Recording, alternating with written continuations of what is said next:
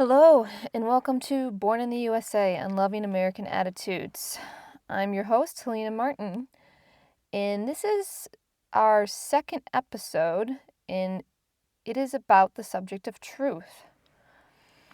And before we get into truth, I just wanted to talk a little bit more about me because I didn't reveal a lot in the first episode. My name's Helena. I'm an American. I'm currently living abroad. But I actually grew up in the Midwest of America, and I have also lived in a few other places. New England, I've lived in Georgia, and then I spent the last 10 years in Texas. Well, and it was in Austin, and I say that because Austin's got a bit of a different vibe than the rest of Texas. I'm currently in school for carpentry in Queensland, Australia, where I'm learning about physical rules and laws, which relates to truth and is also really good for somebody who has problems with rebellion like I do. And more importantly, I'm learning way more, and I've learned the most throughout the years about truth from divine truth, which is the spiritual teachings that I'm into and which I've been listening for over a decade now. I really like truth. I don't always like truth, but I want to always like truth. And divine truth, as you can guess by the name, really emphasizes truth and how important it is for any type of spiritual progression, including a relationship with God, or if you don't believe in God, just to be a happier person and have a more fulfilled life. And I've noticed that truth has generally helped me a lot in my life, just acting on the truth. Even if I haven't felt it, even not even having humility, which is defined in divine truth as feeling all of your emotions, but just knowing the truth, it has been really, really helpful. So that's why I want to talk about truth, because I find it to be very important to my life personally. It's something I like, and it's something I've learned a lot through divine truth. And it's something that America has a big problem with, which we'll get into. So, this is how it's going to go down with this episode. I'm going to start off by defining truth. This is going to include a discussion about the existence of God, because I feel like I has to.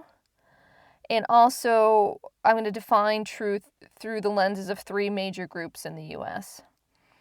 Then I'm going to explain about how there's a lack of truth in the U.S. Then I'm going to wrap up with a discussion of how to deal with this problem of lack of truth in the U.S. and how it can be applied to one's day-to-day life. So let's get into it. We're going to start off again with our boy Webster, who defines truth as the quality or state of being true, that which is true or in accordance with fact or reality. So let's define truth through different other lenses other than Webster. So the definition of divine truth from the Divine Truth website is this. Divine truth is God's truth, the absolute scientific truth of the universe as known by God. So divine truth sees truth as something that comes from God. So if you've watched any divine truth videos, you probably have heard Jesus or Mary say that truth and love cannot be separated. And in my personal view, it's like this. If you respect somebody, which is another way of saying if you love somebody, you're honest with them. I say this, but there are often times when I'm not honest with others because I want something out of the situation. For example, if I'm in a conversation with somebody or a group of people that's veering into, uncomfortable waters, I'll withhold the truth or not say how I really feel so I don't have to rock the boat. And I also won't be honest with people if I think I could potentially lose status or money.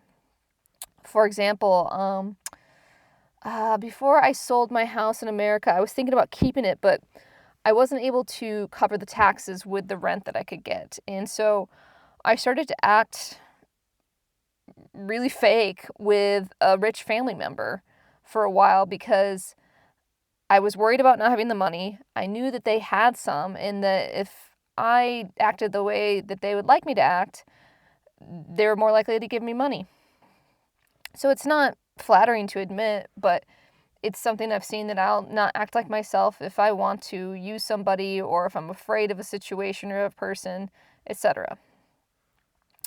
However, I do get really pissed off when people are not honest with me, but hypocritically. Obviously, I don't always do the same.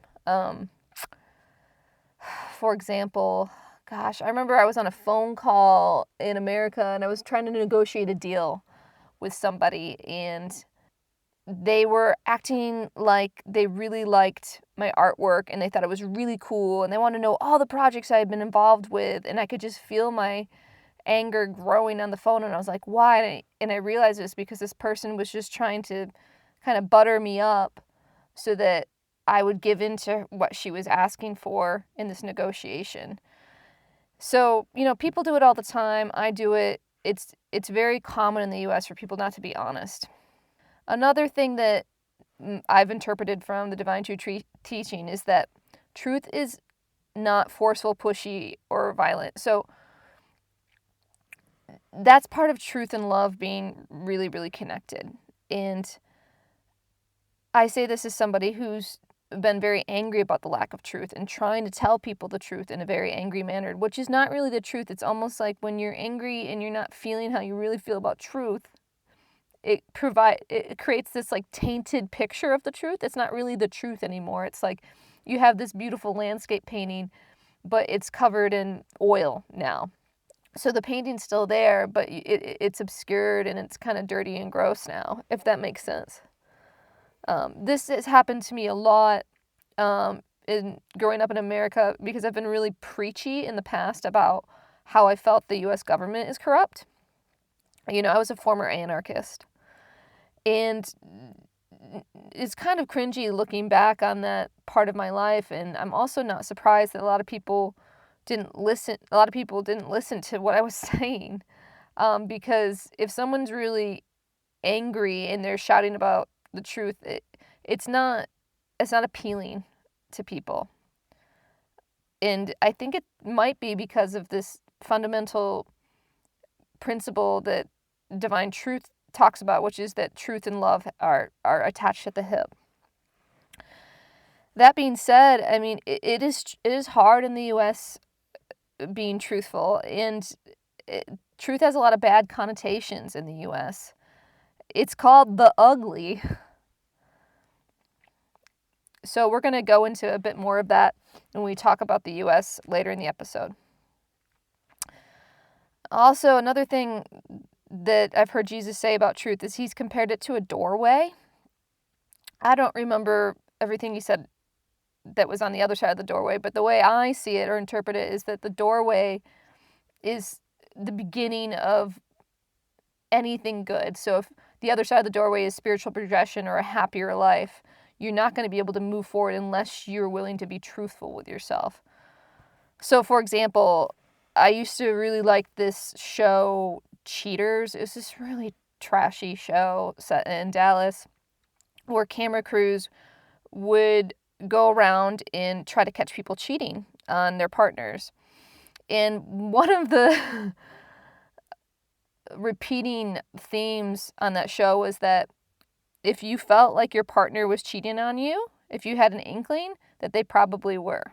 For example, if you have a bad marriage and your husband is cheating on you, but you don't want to know that he is cheating on you, you're never going to be able to repair or have a better marriage. So you have to be honest with where you are before you can move forward. And I've seen that in my life. Like I said, I do like truth, and I had come to know intellectually by the time I was, in my early 30s, that I would do things I wasn't like this good person, right? Like I could see that I wasn't a super evil person, but I would do things every day to manipulate other people to get what I wanted. And not in like a evil superhero way, but, by people pleasing or telling people what they wanted to hear or acting the way people wanted me to act. I'd behave falsely. So I already knew that intellectually, and it wasn't until the last couple years where I started to feel about that and realize that that wasn't as good a person that I thought I was, that I've started to make more progress. And that's not to say that I need to beat up on myself for that, or that I don't have good qualities, or that I don't feel badly about myself. But it's just better to know where you're at and what you're doing, and have compassion for the reasons that you are the way you are, you know? Like, I learned from a young age how to be really good with people socially. And by good, I mean I knew how to talk to adults. I knew how to charm people. I knew how to be polite, that kind of thing. And I've always been a big talker, so. Okay, so that kind of sums up my interpretation of divine truth's definition of truth and what my experience has been with it, briefly. Let's talk about society's definition of truth in the U.S. So we're going to start off with the perspective of Christians, which I would say is most prominent in non-urban areas in the U.S., especially in the South, in the Midwest, and even in some urban areas like Nashville or Dallas where Christians abound. And I'm not covering Judaism because it's only 2% of the population, or Islam, Hinduism, or Buddhism because they're all just 1% of the population respectively. But I am covering Christianity because America holds the world's largest Christian population. The U.S. is a Christian nation. And it's the religion with which I have the most personal experience because I was raised a Christian. I am a WASP. So Christians define truth as God's truth, which is on paper the same as the way divine truth defines it. The difference is that Christians say that God's truth is only in the Bible. And, you know, personally, I really disagree with this. There's a lot of things I like about Christianity, but I would implore you, if there is a God and he really loves us, would he limit his communications with us to one book that was written a couple thousand years ago? I don't think so. So that's Christians' definition of truth. Okay, and let's talk about the next group of people in the U.S. who are non-religious, but they consider themselves spiritual people. So I'm going to call this group the New Age. So in the New Age, truth is very subjective. This is where we get the concept of more than one truth, or your truth and my truth. There was this study in 2021 that polled Americans about how they feel about truth, and 54% said they feel the truth is subjective. So this is quite a popular opinion. You know, there's this idea that truth is in the eye of the beholder, that no one can know the truth. There was this American philosopher, Robert Anton Wilson, who said that you can't even say things like, I see that the grass is green. What would be more factual would to say, I perceive the grass is green.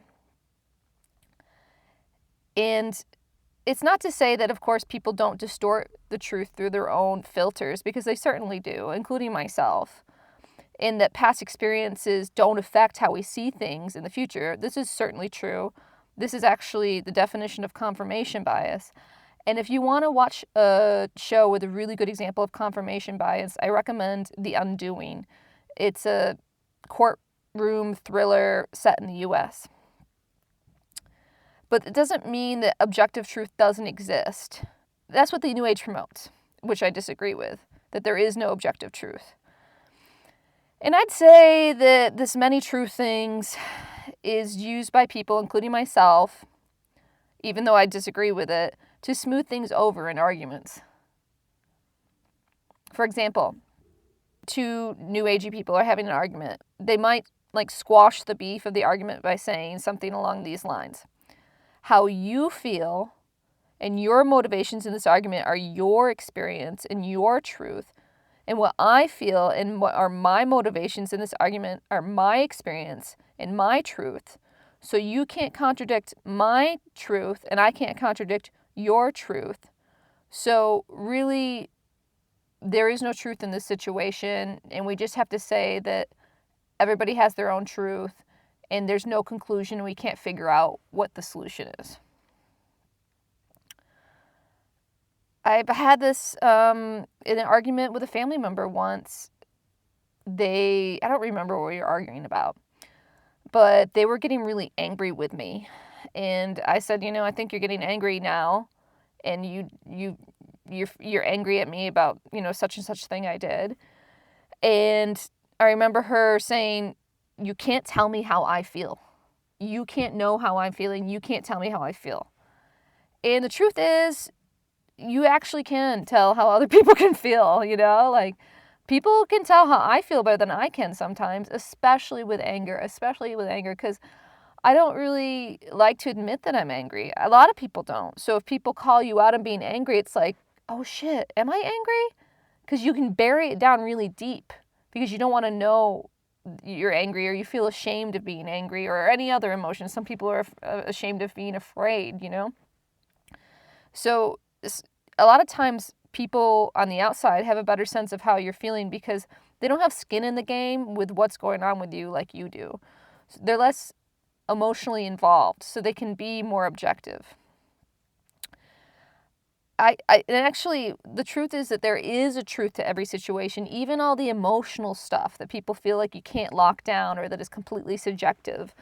And I kind of liken it to God's security camera footage or God's closed circuit television network, where in any situation, he could see who's angry, who's not, who's being manipulative, who's not, who's telling the truth, who's not.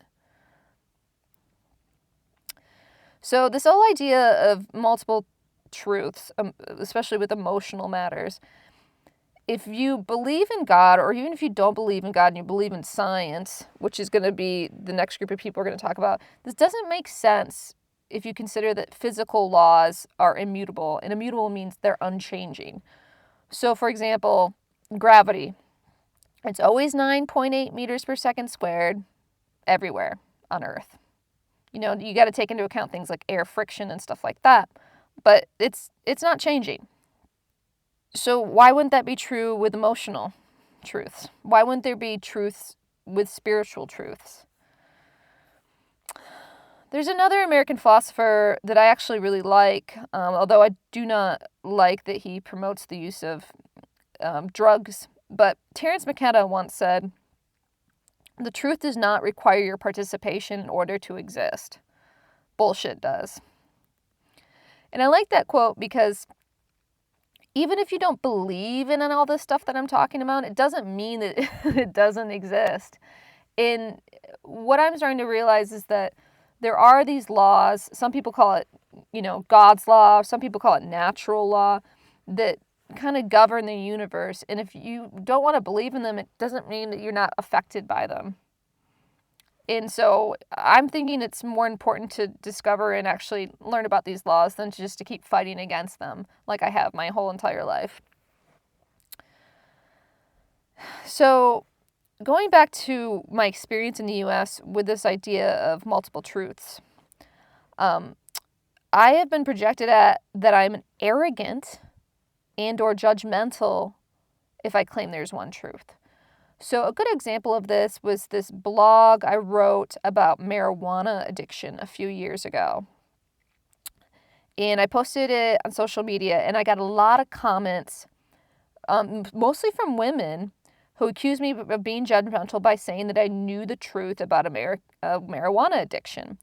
And that is that pot smokers are repressing anger and they want to be mommied. And the refrain was, you can't judge other people who smoke weed. Just because you wanted to be mommied and repressing anger with weed doesn't mean that I am, or, Joe Blow down the street is. Everybody's different. Stop being so mean.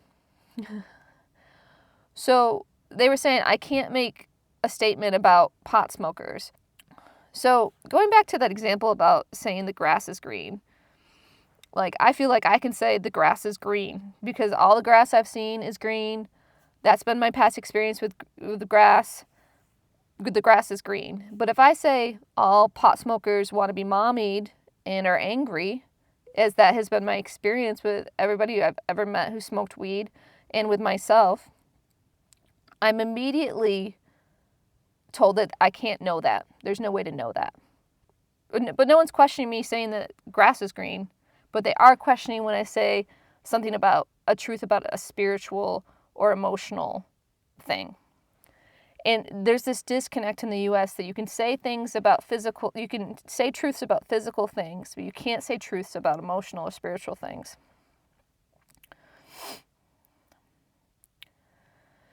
And something I've heard Jesus say about this multiple truth thing is that most people who say that this is my truth and this is your truth, they really mean you're wrong, but my truth is right. Your truth is wrong, but my truth is right. And I've also heard the saying that opinions are like assholes. Everybody has one, but no one thinks theirs stinks. And it's this idea that everybody really feels like they know best. And even if they appear to act like they don't, or that things are subjective, they really feel strongly about what their beliefs are. Okay, so that kind of covers the New Age and the multiple truth phenomenon. The third group of people that I want to talk about in terms of truth are the non-religious, non-spiritual people, whose demographic I would say coincides geographically with that of the New Age, in that they're mostly in urban areas, East and West Coast. And I'm going to call this group of people atheists. And although only 7% of the population of the U.S. identifies as atheists, it is a growing number, especially with millennials and younger generations, as Christianity is on the decline and backlash to religion has grown. So when I was thinking about this subject, I harkened back to a conversation I had with a family member who was an atheist, and she was saying that science can prove everything. And even if there's something that we don't understand as humanity, there's some sort of occurrence that we can't explain, it will be explained at some point in the future with the help of science, because we'll have new knowledge or new instruments to understand it. And this is basically the belief system of this group, that you can only find truth from science. And this is a belief system that I had when I was an atheist for about a decade. And I still feel that science is a great way to discover truth about the world intellectually. And I'd also like to say that not all scientists are atheists. There are scientists, I'm sure, who believe in God. But in my experience, there's a lot of disdain for the idea of the belief in God in scientific communities. For example, when I was in college getting my biology degree, we were required to take a course in evolution. And we had only one class where we were to discuss the theory of intelligent design. Intelligent design is basically an academic way to say, hey, there might be a God. And the amount of condescension we all had in that class about this theory was off the charts. I mean, we all just thought it was ridiculous. How could anyone believe that someone created the universe? They must be dumb. Why are we even spending a class on this stupid subject? Can we please return to actual intelligent things? And the thing with this belief system, leaving out God, is that it's not very logical to leave out God. If you think about things like the creation of the universe, there's this metaphor I've heard Jesus use where if somebody is in the woods and they find a house, they would never think that the house just appeared there by, random mutation, or they would never think the house just made itself organically. They would think another human being built it. But that's how atheists feel about life on Earth, that it just happened. Scientists have studied the universe and they can see it's expanding, so they know that at some point there was an origin where things popped off and they call it the Big Bang. But they can't explain the Big Bang. The idea with atheists is like, just give us the Big Bang and we can explain everything else with science. But that's a major plot hole, in my opinion, and it really leaves out a lot of truth when you leave out God. When I was an atheist, I remember learning about this famous experiment called the Miller-Urey experiment, which was basically some scientists trying to recreate an artificial primordial Earth with water and then air with some different gases in it that would have been prominent, I guess, around early times on Earth. And then sticking some electrodes in there and shooting them full of electricity to emulate lightning. And over time, they observed there was this sticky black goo on the electrodes that was building up. And when they tested it, they found that it was amino acids. And as a young college student, I thought, yep, this is how life started. There was a bunch of water and air, lightning struck, that created amino acids. I know amino acids make proteins, and proteins make cellular structures, so everything can just go from there. And I'm confident to say that there is no God, and life just started because of a lightning strike. And of course, there are emotional reasons for why one would be an atheist, because, like I said, it's not logical to not believe in God, or at least question that there might be a creator. But when I was an atheist, no one could tell me otherwise, because I was pretty angry about the whole thing, honestly. Also, in my experience, atheists feel that there is no life after death, and the reason they feel this is true is because there aren't any, or not a lot that I've seen, scientific studies on the subject. You know, you're never going to find an experiment in a peer-reviewed journal about the afterlife. And my reaction to that is, of course, there's not any studies about the afterlife, because there's so much acidity towards the idea of God within scientific circles that why would there ever be any funding for projects like that? And if there was funding for an experiment, is it likely to be accepted into a peer-reviewed journal? I think not. And I hope that changes, and at some point in the future, there will be scientists who are interested in investing in experiments that are spiritual in nature, but that's not the case currently. So we covered the main groups of the U.S., which are religious people, Christian people, really, New Age type people, non-religious but spiritual people, and then people who are neither religious nor spiritual. And so now I want to just talk about how they all fit into America generally, and what's going on in America generally with truth. So when I've talked to Jesus about Americans, he said that most Americans' reaction to truth is anger, especially personal truth. So, you know, they might be fascinated about some spirit, especially if they're like a New Age type person. They might be fascinated about learning about the spirit world and stuff. But then if you start talking to them about how they might not being ethical or moral in certain situations, they get really, really pissed off. And this lack of truth leads to, or like resistance to truth, I would say, like not wanting to hear the truth. This leads to facade. And so facade, for a quick definition of that, is like kind of like wearing a mask and not being who you really are and presenting yourself to the world as somebody else. Basically trying to create a better version of yourself, or a more palatable, flattering version of yourself for the world to observe, and also for yourself to observe in the mirror. And our next episode is going to be on facade, so stay tuned. So facade and lack of truth is a major problem in the U.S. And here's some of my observations. In the U.S., there's a lot more social pleasantries. So if you're interacting with any type of customer service person, either on the phone or in person, you always have to say not just hello or hey, but also how are you doing, and get a response from them, and then they'll reciprocate, and you have to give them a response in return. And I find from my observations that the answers in these discussions are usually completely untrue.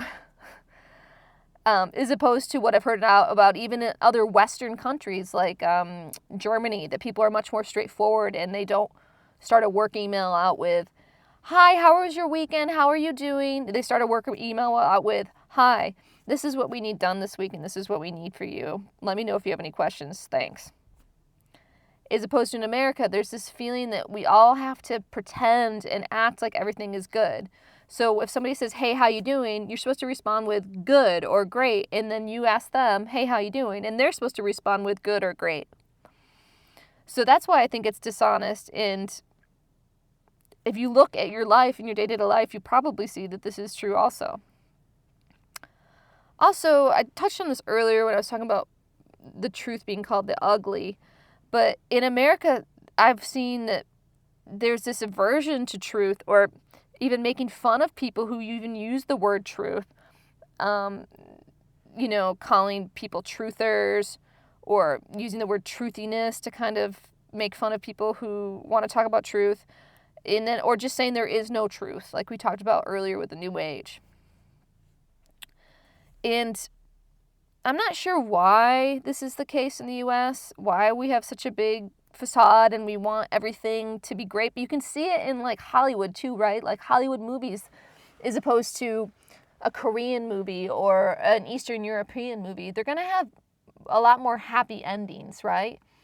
Or, you know what a great example of lack of truth and facade in America is Instagram. Instagram encapsulates America, because Instagram is a social network where people just show off the best part of their lives generally, or their best accomplishments, and that's not really the truth about their life. Everybody's going through stuff, but that's not something that you really see on Instagram. So I also think that because of some of the stuff I talked about in the last episode, and I'm going to try to sprinkle this in every episode, people in America don't want to see how the U.S. negatively affects the rest of the world, because it's very sobering. And if you have to see how our country affects the rest of the world, you're going to have to act. And it's better to kind of keep your head in the sand, is what a lot of people feel. Okay, so for example, there was a study in 2019 about municipal waste. So municipal waste is anything you throw in the garbage can. And it was found that the U.S. creates 12% of the world's waste, even though we're only 4% of the world's population. So we create, on average, 3 times more waste than the rest of the world. So, for example, an average U.S. citizen creates 3 times more waste than an average Chinese citizen. So this is real bummer to hear, because obviously there's a lot of horrible things happening in the environment right now, and it's creating a lot of problems in the world, and the U.S. is one of the greediest countries and the most wasteful countries, and this creates a lot of problems for other countries, because we have them take care of our trash for us. We're consuming more products, so it's keeping it from other people. It's horrible. Another thing that I've always struggled with growing up in America when I became older was that our taxes pay for a U.S. military, which has over 800 military bases around the world. And those military bases engage in a lot of horrible wars that really negatively affect the rest of the world.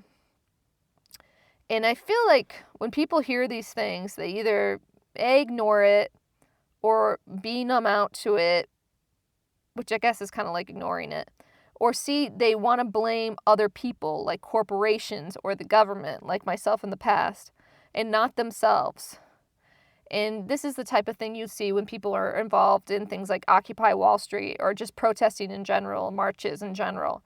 Is this idea that, okay, I see there's problems with the U.S. and I'm upset about them, but I'm not really going to deal with them. I'm just going to blame other people and get angry and direct my rage at them.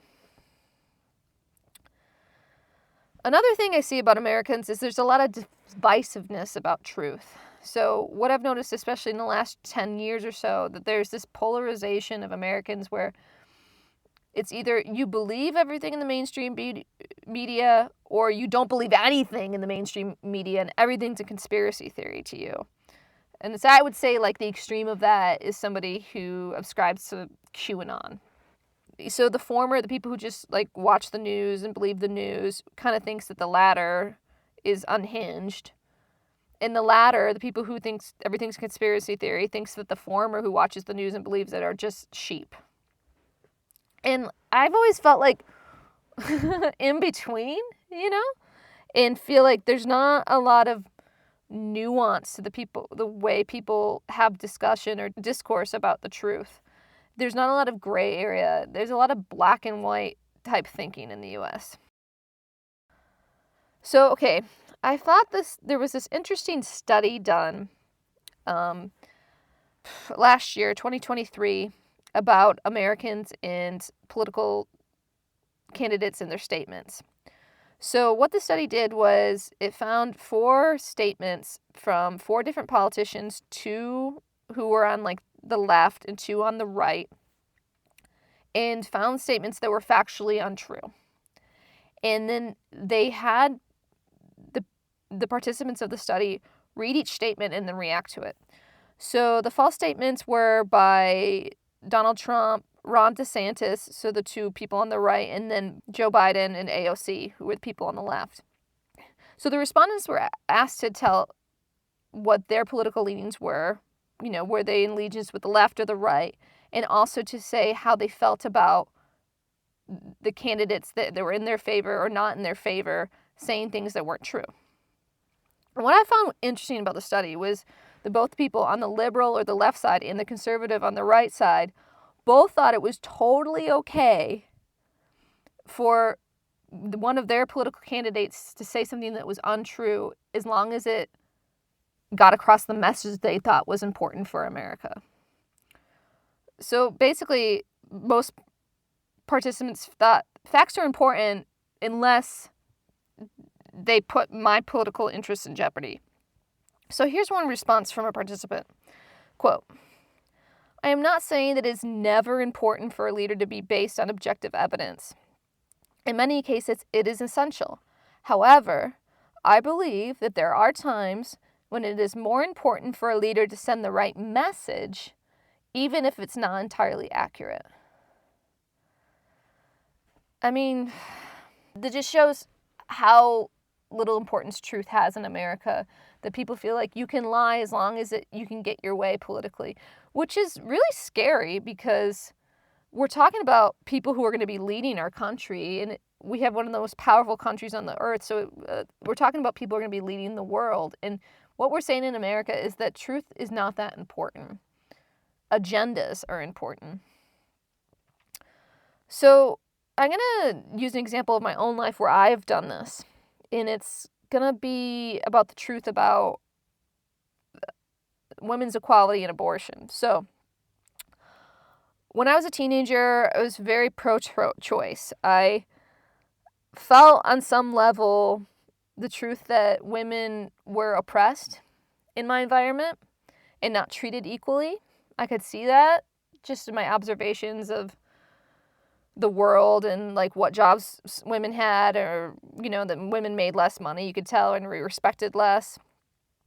And I felt like the pro-choice movement was equal to the feminist movement, and I kind of fused them together in my mind for that reason. Also, I got a lot of validation and acknowledgement from family members for holding this view, which I enjoyed. And then a few years later, when I was in college, I was in an embryology lab. Embryology is the study of gestation. And in that lab, we were messing with different animals. One of them was chickens. And what we were doing with the chickens is they were in eggs, and we would take syringes and insert different teratogens. Teratogens are just any chemical that negatively affect a fetus into their eggs. And then at the end of the experiment, we busted open the eggs and saw what happened to them. And with the chickens, we put this chemical in there that made their beaks curve, so they look like parrot beaks. And I remember opening the egg and seeing how they just looked so limp and vulnerable there. And that was the first time I thought, oh, maybe there is life in the womb. Maybe that is an actual person in there. And maybe abortion isn't right. And lately, I heard a friend say that feminism or women's equality and abortion have really nothing to do with each other, actually. One is about will, like this is a person, the womb, and another is about love, of treating, both genders equally. And I could see that I glossed over the parts of the pro-choice movement that probably felt wrong to me. And because I was so upset about how I saw women being treated, and I felt like abortion was a civil right for women, and that I could see, and from what I'd read about history, is that women were subjugated to having their bodies and their whole lives like restricted and beat down by the other gender. And so that's why I was okay with overlooking the truth as it pertains to abortion. And just like how people feel with their political candidates, a lot of people feel, understandably so, very upset about one party or the other, what's happening to the country. So they're like, listen, by whatever means necessary, we need to get our candidate in office. If they need to tell a few lies, that's fine, because I'm really concerned about what's going on with my country and who's leading my country. And so let's give up the truth. There's this whole idea of that it's justified to not tell the truth. I mean, this is where the term white lie comes from. That's basically saying that some lies are okay. It's seen as loving to lie for a friend or a family member. Like if somebody comes in late to work and you cover for them and you lie to the boss, that's seen as having someone's back or having your friend's back. The whole lie of Santa Claus, this is seen as loving to children because it gives them a feeling of wonder about the holidays. And I feel like this is very American. Christmas is such a thing in America, and I'm going to have a whole episode about that when we get closer to Christmas. And there's also this idea that you don't tell people the truth about something that's unflattering about them because that would hurt their feelings. So it's actually more loving to not tell them the truth. And that's not true. Like, it's hard to hear something that is not very nice about yourself, but wouldn't it be better just to know so you can work on it and move forward? And that's what I've noticed in my life. Even though I've fought tooth and nail about the unflattering parts of myself, like I mentioned earlier, I've always been able to like work on that, or at least have an opportunity now to work on that, instead of just like blindly going through my life thinking things are one way when really they're another. And this is why truth, I think, is so important. And I just feel like truth is waning even more in the US. In the last 10 years, I've noticed that there's been an increase in book burning and banning, which is basically saying that if you have an opinion I don't like, then I'm going to pretend it doesn't exist, and I'm going to not allow other people to see that it exists. So it's a pretty dire situation, I would say, in the US, the state of truth.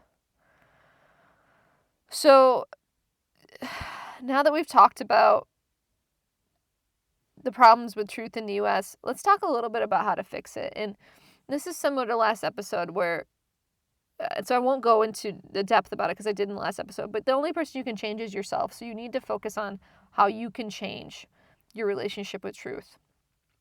And so I'm going to talk about 3 different ways that I've done that have been helpful to me to a certain extent. So the first thing is to observe or engage in physical truth. So this kind of helps build a foundation that there is truth in the world and everything's not just random and chaotic. And I did this with different lab work in college. By just doing repetitive lab work, I could kind of figure out that I couldn't make a chemical reaction between 2 substances produce something other than what it did. I couldn't ever make 2 and 2 equal 5, if that makes sense. Or another example, my current schooling is in carpentry, and I'm doing a placement, which is an internship for carpentry. And we were doing some plumbing, which I know isn't carpentry, but it was still cool. And we were trying to plumb water from the roof of a building into a water tank. And what I realized, which might seem like really obvious, but is that you can't get water to flow upwards we had to make sure that the inlet pipe from the roof was higher than the outlet pipe that was going into the water tank. Otherwise, the water wouldn't flow. Because you have to think about gravity, right? I mean, you could get a pump or some other means to make the water go upwards, but it's just this simple truth that there are physical laws in the world and you cannot get around them or circumvent them. And this is a completely intellectual exercise. But for me, it's helped me realize that, okay, if there's all these rules out here and I can see that I have to adhere by them, there's probably a truth for every single situation that is non-physical as well. Okay, so another thing to do that's less physical and is more emotional is to ask yourself about truth of any situation. Like if you're having a problem with your roommate or you're having a problem with, some sort of existential crisis or something, you could devote yourself to figuring out what the truth of that situation is. So how would you do that? So if you're one of the scientific group I was talking about, you're an atheist, you can ask yourself that question. You could meditate on it or set your intention on it. If you're a non-religious spiritual person, you could ask your guides. And if you're a Christian or you're in a divine youth, you could ask God about that situation. So this is basically a prayer. And it only works if you really mean it. Just see how this plays out in the next few days or weeks of your life.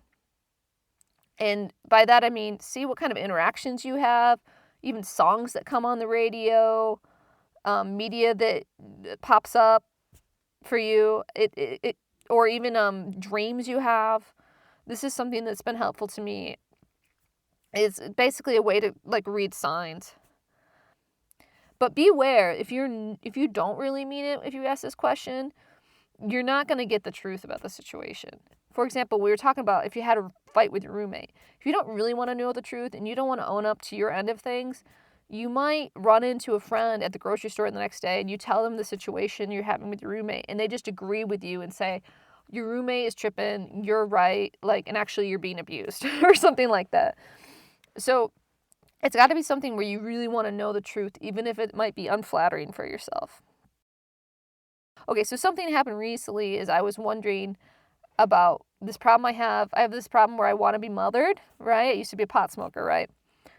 And I was just wondering about that, or saying, which I guess was kind of a prayer. And the next day, someone told me that I had left out some tools and that other people were tripping over them. And, I needed to take more care of my own stuff, which is basically the definition of wanting to be mothered, is wanting somebody else to look after you. So that kind of reinforced and answered my question. Sometimes I'll even write questions down in my journal right before I go to bed. And then in the morning, I'll try to remember what my dream was and write it down. And sometimes that can give me answers to what my question was. Sometimes it really concisely gives the answers, and sometimes it's more vague. But the principle here, more so than we were talking about the physical laws, is that this is something that you're going to really want in your heart. This is something you're going to want to be able to experience emotionally if you really want the truth to stick. If you really want to know more about truth. The third thing I would say that you could do to your day-to-day life to improve your relationship with truth is a little bit more casual, in that you can do a couple experiments. So one of them is testing or challenging your truth of expression. And this is what you can do when you're shopping. With any worker at any cash register where you're shopping, if they ask you how you are, answer truthfully. Answer truthfully. It's actually really cool, because when I've done this and somebody says, hey, how are you? And they expect me to say, good, how are you? I say things like, not great, or feeling kind of angry, or, just however I'm feeling. And what I've seen it does is that some people it's really off-putting and it just gets really awkward and you just kind of try to let them scan your groceries and not make any more conversation. But some people feel really liberated, I can tell, because then they're like, oh, okay, she's being real with me, so I don't have to act like I'm this happy-go-lucky employee of this grocery store or whatever right now. I can just be real too. And it's pretty cool. So that's one example, or one experiment you could do. Another experiment is transparency. So this is good for social situations. And this is a policy you can have with yourself that you won't say something about somebody else unless you're willing to say it to their face. So basically, like, you're not going to talk shit unless you're prepared to bring it to that person you're talking about. And what this challenge is, like, how transparent are you about how you feel about other people? For me, this has helped me from gossiping more, and it's helped me be more self-reflective. Instead of, like, being worried about what's going on with other people, it's helped me to focus on myself.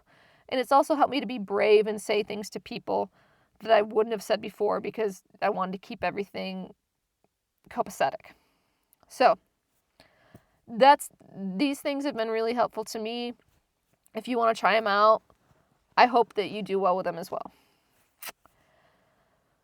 So, yeah, just to wrap up, we defined truth in this episode from many different perspectives, most importantly from divine truth perspective, but then through the major populations in the U.S., the Christians, the non-religious spiritual people, and the non-religious non-spiritual people. We described about how lack of truth in the U.S., how it's really bad, how people are willing to sacrifice truth if they want a political candidate to win, how they're willing to sacrifice truth that they don't want to see how the U.S. negatively affects the rest of the world, or they don't want to look in the mirror about it. They want to blame other people and other or corporations and governments. And then at the end, I talked about a few ways that I've worked on challenging my relationship to truth. What I would like to say at the end was that although it's really hard to look at yourself truthfully in the mirror and see yourself warts and all, or see yourself with your flaws, it's like 1,000 times more fruitful than just focusing on what's true about the rest of the world. Even if you do like truth like I do, if you just focus on what's external to you, you're not going to ever become happier, If I hadn't had to start being real about where I was at 10 years ago when I first heard about divine truth, I would have never stopped smoking weed. I would have never stopped blaming the government for my poverty. I would have never been able to be a person who had a successful career and bought a house and wasn't dependent on drugs or alcohol to kind of get through the day. And although I wouldn't say I'm like a super happy person or a super in touch with God person, I can see that my life has improved a lot. And I've had a lot more freedom in my life. And I've been able to travel and around the world and meet lots of cool people and pursue my passion. And I've just seen the benefits, I guess, from truth. And I think it's really, really important. So thank you for listening. If you want to hit me up, if you have any comments about this, hit me up on my website, helenasuemartin.com, and go to the contact page. And look out for the next episode, which will be about facade. Thanks.